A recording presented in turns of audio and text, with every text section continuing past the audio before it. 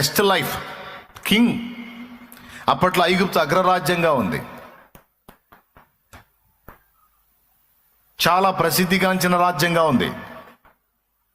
చుట్టుపక్కల రాజ్యాలన్నీ కూడా రాజ్యానికి దాసోహం అన్నాయి. ఆ స్థితిలో ఈజిప్ట్ ఉంది. ఆ సింహాసనం ఎక్కే ఆధిక్యత మోషేకి దక్కబోతుంది.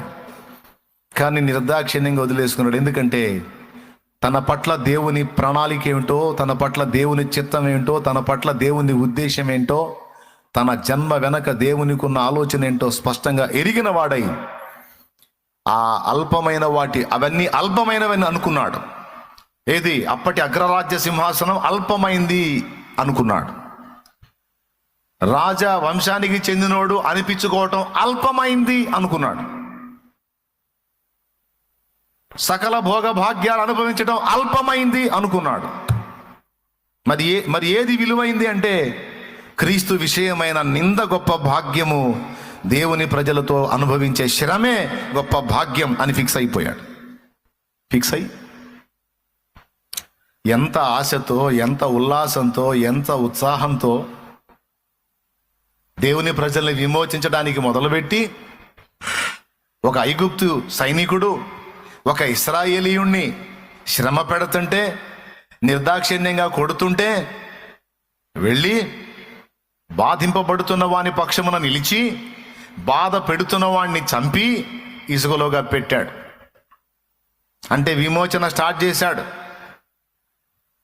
బహుశా చాలా ఉల్లాసంతో, ఉత్సాహంతో పని మొదలుపెట్టి ఉండాలి. కానీ ఏం జరిగింది? అతడు అనుకున్నది ఒకటి, అయింది ఒకటి.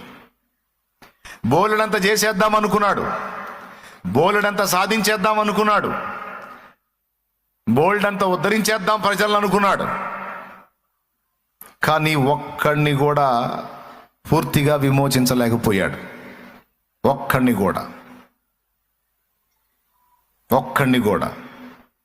చివరికి ఏమైందంటే అక్కడి నుంచి జంప్ అవ్వాల్సి వచ్చింది. ఈ హత్య బయటికి వచ్చింది. ఎవరి ద్వారా వచ్చింది? ఏ ప్రజల్ని విమోచిద్దాం అనుకున్నాడో, ఏ ప్రజల్ని బాగు చేద్దాం అనుకున్నాడో, ఏ ప్రజల్ని ఉద్ధరిద్దాం అనుకున్నాడో వాళ్లే లీక్ చేశారు.